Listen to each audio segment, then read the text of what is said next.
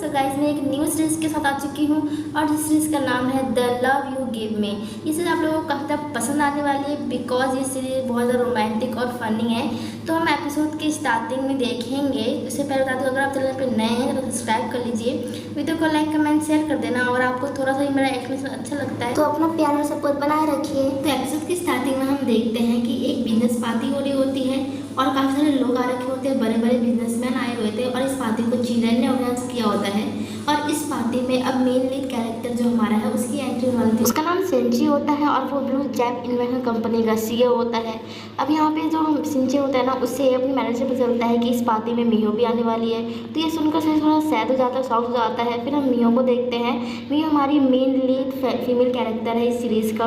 हम देखते हैं कि मियो काफ़ी ज़्यादा अच्छी लग रही होती है, बन ठन कर काफ़ी ज़्यादा तैयार व्यार होकर आई होती है पार्टी में। और सब लोग से देखे काफ़ी शौक होता है क्योंकि मियो कभी पार्टी अटेंड नहीं करती, पर इस पार्टी में वो आई है। पर मियो को ये पार्टी में थोड़ी अजीब सा फील हो रहा होता है। फिर वो चिरन को देखती है, उसे देख काफ़ी शॉक्ड होती है। फिर हम देखते हैं कि चिरन मियो को ड्रिंक ऑफर करता है और फिर दोनों साथ मिलकर ड्रिंक करते हैं। फिर मियो ड्रिंक खत्म करके जल्दी से वहाँ से जाने लग जाती है क्योंकि मियो काफ़ी अजीब लग रहा होता है।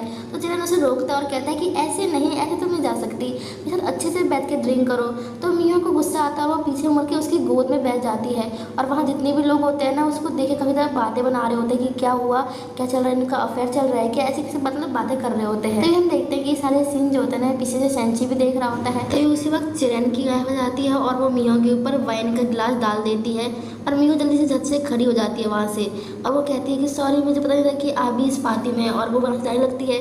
तो चिरन की वाइफ से रोकती है और कहती है कि तुम कितनी अजीब औरत हो, कितनी बेशरम हो, तुम्हें शर्म नहीं आती क्या, तुम एक शादीशुदा मर्द को सेड्यूस करने की कोशिश कर रही हो, वो भी उसकी वाइफ के सामने। पर यहाँ पे काफ़ी ज़्यादा खरी खोटी सुना रही होती है मियो को चिरन की वाइफ, पर मियो कुछ नहीं बोलती और सॉरी बोल के वहाँ से जा रही होती है। तब यहाँ पे चिरन के और गुस्सा आता है, वो बैनर ग्लास उठाती है और मियो के ऊपर फेंक देती है। तभी हमारा सेंची बीच में आ जाता है और वो बैनर ग्लास सेंची के ऊपर गिर जाता है और जब मियो वापस पीछे घूम के देखती है तो वो सेंची को देख काफ़ी ज़्यादा सक जाती है। और फिर हम फ्लैशबैक का सीन देखते हैं जहाँ हमें दिखाया जाता है कि सेंची ने मियो को शादी के लिए प्रपोज किया था और उसने हाँ भी कर दिया था। दोनों रिलेशनशिप में थे, काफ़ी अच्छा रिलेशनशिप चल रहा था। फिर कुछ ऐसा हुआ कि दोनों का रिलेशनशिप टूट गया, ब्रेकअप हो गया। वो हम प्रेजेंट में देखते हैं कि सेंची मिन का हाथ पकड़ के सबके सामने उसे बाहर ले जाता है। तो वो अपने रुमाल से मिन के फेस को साफ करता है और जब मिन उसके हाथों पकड़ने की कोशिश करती है तो सेंची अपने हाथ को पीछे कर लेता है। तभी मिन सेंची से इमोशनली होकर किसी बीमारी के बारे में पूछती है तो सेंची उसे कहता है कि उसको तो 5 साल हो चुके हैं पर तुम नहीं बदली, तुम वैसी की वैसी ही हो, तुम सारे लोगों को सदियूस करती हो, वो भी पार्टी में। तुमने क्यों किया ये, पैसों के लिए? तुम वैसी की वैसी हो, तुम नहीं बदली, तुम सिर्फ धोखा देती हो जैसे तुमने मुझे 5 साल पहले दिया था। तो यहाँ पे मीनू से कहती है कि क्या हम इस पास्ट को भूल नहीं सकते?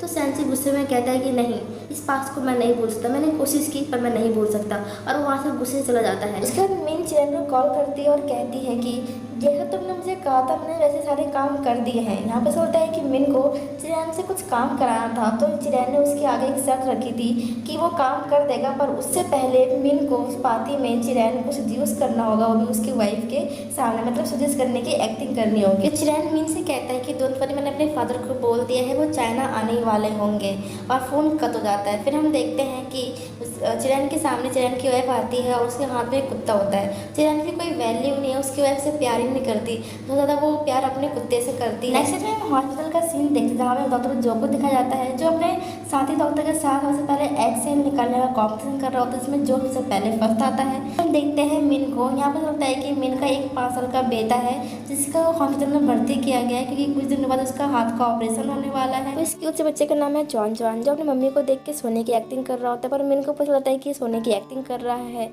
फिर जब जॉन होता है अपनी मम्मी का फेस देख के पता कर लेता है कि उसकी मम्मी बहुत थकी हुई है, तो अपनी मम्मी से पूछता है कि आप थके हुए हो? तो मिन कहती है कि नहीं, बस कुछ इंपॉर्टेंट काम था मेरा, और वैसे भी मैं तुम्हारी बड़ी सुपर हीरोइन हूँ और तुम मेरे छोटे से क्यूट से सुपर हीरो हो, तुम्हारी मम्मा कैसे थक सकती है, अब सो जा, बहुत रात हो चुकी है। मिन अपने बेटे को सुला के जब वॉच से बाहर निकलती है तो बाहर उसको डॉक्टर जो मिलता है। दोनों के बारे में पता चलता है कि डॉक्टर जो और मिन काफ़ी अच्छे दोस्त है और नेबर भी है। फिर हमें दोनों की बारे में पता चलता है कि डॉक्टर जो ने डॉक्टर जिन को कॉल किया था चौचौन की सर्जरी के लिए, जो काफ़ी अच्छा डॉक्टर है, काफ़ी अच्छा सर्जर है, पर उसके शेड्यूल काफ़ी बिजी था तो वो आ नहीं सकता था। और फिर हमें पता चलता है कि जो डॉक्टर जिन है ना वो चिरैन के फादर है, मैंने मिन को तो कैसे करके अपनी बेटी की जान बचानी थी, तो वो जियान को कॉल करती है और उससे हेल्प मांगती है। पर जियान उसके सामने शर्त रखता है कि मिन को उसको सड्यूस करना होगा, वो भी पार्टी में उसकी वाइफ के सामने। फिर हम देखते हैं कि सारी बातें सुनकर डॉक्टर जो काफ़ी गुस्सा हो जाता है। फिर हम नेक्स्ट में देखते हैं कि हमें सिंचिन को दिखाया जाता है जो नहा रहा होता है और उसके माइंड में सिर्फ मिन चल रही होती है, उसकी बातें याद कर रहा होता है और काफ़ी ज़्यादा गुस्सा कर रहा होता है। फिर जब वो नहा के बाहर निकलता है तो उसका मैनेजर उसके पास आता है और उसको टैब देता है, जिस टैब में मिन के बारे में सारी इन्फॉर्मेशन होती है कि मिन ने कैसे करके स्टैंड किया है। तो यहाँ पे इसका जो मैनेजर होता है ना, वो मिन के बारे में काफ़ी उल्टा सुल्टा कह रहा होता है और बताता है कि मिन बहुत जल्दी डायरेक्टर बन गई। और वो हंसता है तेज तेज के और कहता है पक्का इस औरत ने इस कंपनी के हाई पोस्ट वाले किसी इंसान को बता लिया होगा, इसलिए वो जल्दी मैनेजर बन गई। यहाँ पे सिंचिन को उसकी बात सुनकर काफ़ी गुस्सा आ रहा होता है, तो वो चुप कराता है अपने मैनेजर को और उसे कहता है तुम बाहर जाओ। उसके बाद हम देखते हैं कि सिंचिन होता है ना, वो मिन की फोटो को काफ़ी गुस्से से देख रहा होता है, पर उसकी फोटो देखने से सिंचिन की दिल की धड़कनें बढ़ जाती है, उसकी हाथ काफ़ी तेज जाती है, जिससे उसकी माँ को पता चलता है। सिंचिन की मॉम असिस्टेंट को कॉल करती है और कहती है कि तुम उसको डॉक्टर के पास लेके जाओ। नेक्स्ट मॉर्निंग ये हॉस्पिटल जाते हैं चेकअप कराने के लिए, पर रिजल्ट आने में काफ़ी टाइम लग रहा होता है, तो सिंचिन वहाँ से जाने लगता है बोरो के। तो मैनेजर उसको रोकता है, पर वो रुकता नहीं है, कहता है मैं कुछ फ्रेश एयर लेके आ रहा हूँ। फिर देखते हैं कि सेंची वॉशरूम में होता है और साथ में चुन भी होते हैं। दोनों वॉशरूम करने का हैंड वॉश कर रहे होते हैं और दोनों की हरकतें सेम होती है। जैसे सेंची ने हैंड वॉश करके अपने बाल को टच करता है, तो वैसे ही चौन अपने हैंड वॉश करने का बालों को टच करता है। दोनों एक दूसरे को देख के स्मेल करता है। तो यहाँ पे चौन कहता है अंकल आप बहुत ज़्यादा क्यूट और स्मार्ट हो। तो यहाँ पे संची कहता है कि तुम भी बहुत क्यूट हो बच्चे। और यहाँ पे संची जा ही रहा होता है दूसरे पर लेने के लिए, तो चौन उसको निकाल कर दे देता है। तो संची उसे थैंक यू कहता है और फिर यहाँ पे छोटे रिश्तेदार वहाँ से चला जाता है और यहाँ पे संची स्माइल करते हुए वहाँ से निकलता है। तो हम मिन को देखते हैं कि मिन अपने बेटे को ढूंढ रही होती है हर जगह। अभी मिन की नज़र सिंचिन पे जाती है और वो छिप जाती है। फिर मिन नोटिस करती है कि उधर से इमरजेंसी पेशेंट आ रहा होता है और सिंचिन उसे टकरा जाएगा, तो वो भाग के जाती है और सिंचिन को साइड कर देती है और बड़ा एक्सीडेंट होने से बचा लेती है। पर यहाँ पे सिन तो मिन को देखकर काफी गुस्सा करता है और कहते हैं कि तुम यहाँ, मुझे तुम्हारी शक्ल नहीं देखनी। पर यहाँ पे मिन काफी इमोशनली होती है और उससे पूछती है कि तुम यहाँ क्या कर रहे हो हॉस्पिटल में, क्या तुम अपनी बीमारी की वजह से आए हो। यहाँ पे सिन कहता है कि तुम्हें क्या मतलब, तुम इतनी केयर क्यों कर रही हो मेरी, क्यों कर रही हो दिखावा केयर करने की।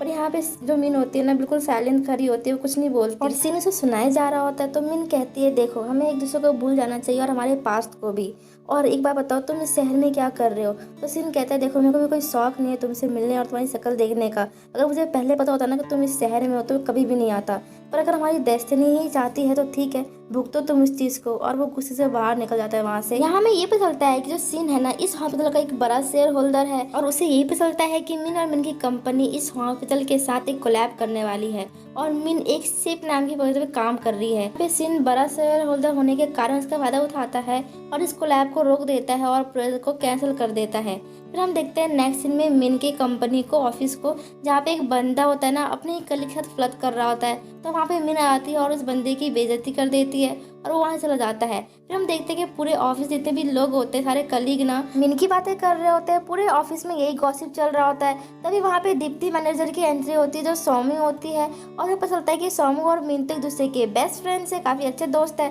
फिर यहाँ पे सौम्य मिन से पूछती है कि ऐसा क्या हुआ लास्ट नाइट पार्टी में, तो यहाँ पे मिन उसको सब कुछ एक्सप्लेन करती है। उसके बाद हम देखते हैं कि सीईओ इन दोनों को बुलाता है अपने पास और बताता है कि जो हमारा कॉन्ट्रैक्ट होने वाला था हॉस्पिटल के साथ, वो कॉन्ट्रैक्ट अब टूट चुका है, वो कॉन्ट्रैक्ट अब नहीं होगा। तो मिन कहते हैं कि ये कैसे हो सकता है, अचानक से वो कोलैब के लिए मना कर दे और कॉन्ट्रैक्ट कैंसिल कर दे, और इस कॉन्ट्रैक्ट से तो कितने सारे हार्ट पेशेंट्स की मदद हो सकती थी। तो यहाँ पे सीईओ बताता है कि लास्ट नाइट जो तुमने हरकत की है ना अपनी पार्टी में, उसकी वजह से हुआ है ये। तो यहाँ मिन कहती है कि ये क्या बात हुई कि मेरी पर्सनल मैटर को लेकर इस कॉन्ट्रैक्ट को तोड़ा जा रहा है, ये तो कोई बात नहीं हुई। यहाँ पे उसकी फ्रेंड सोमी भी होती है ना, वो भी कहते हैं कि हाँ ये क्या बात हुई, मैंने भी अपनी लाइफ में बहुत बड़े बड़े कांड किए हैं, पर उस कांड की वजह से हमारी कंपनी को कभी भी कोई प्रॉब्लम नहीं हुई है। पर हमारी मिन तो हार मानने वालों से है नहीं, तो वो कहती है कि मैं अभी जाकर हॉस्पिटल के लोगों से बात करती हूँ। तो यहाँ पे सीईओ मना कर देता है कि नहीं ऐसा नहीं हो सकता, क्योंकि तुम कुछ भी कर लो ये लोग अपनी सबसे बड़े शेयर होल्डर की बात मानेंगे।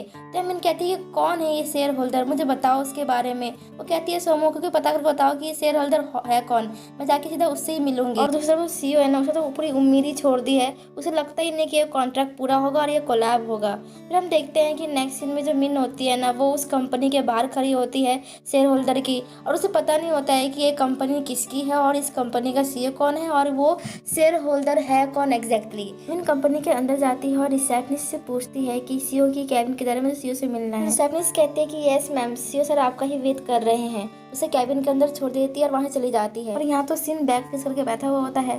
तो मिन उसे उसके इंग्लिश नेम से बुलाती है, उसने उसको बताया था जैक्सन।